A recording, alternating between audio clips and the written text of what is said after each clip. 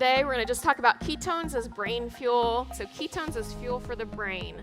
The brain weighs about 1.5 kilograms. A typical human male is maybe 70 to 80 kilograms.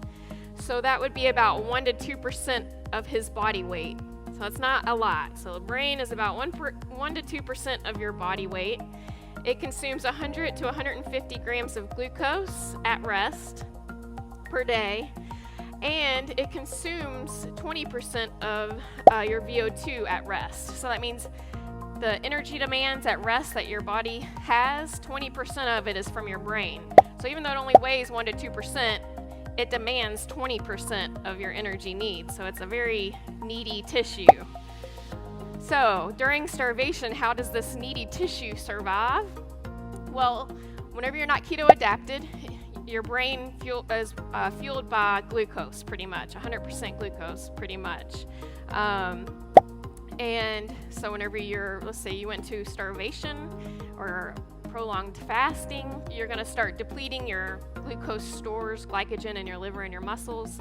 And then you're also going to have something called gluconeogenesis occur, which is in the liver, just production of new glucose molecules.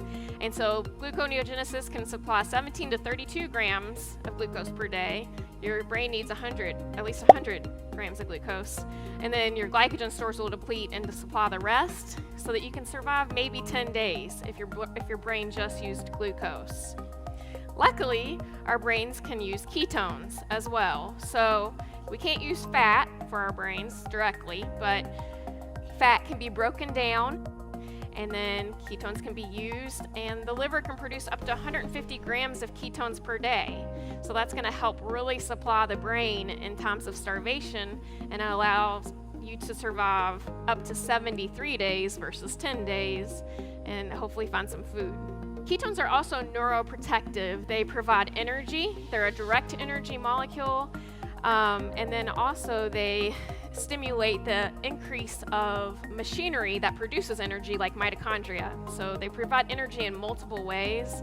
They reduce oxidative stress in the brain, apoptosis. Apoptosis is just cell death, brain cell death. So they reduce that.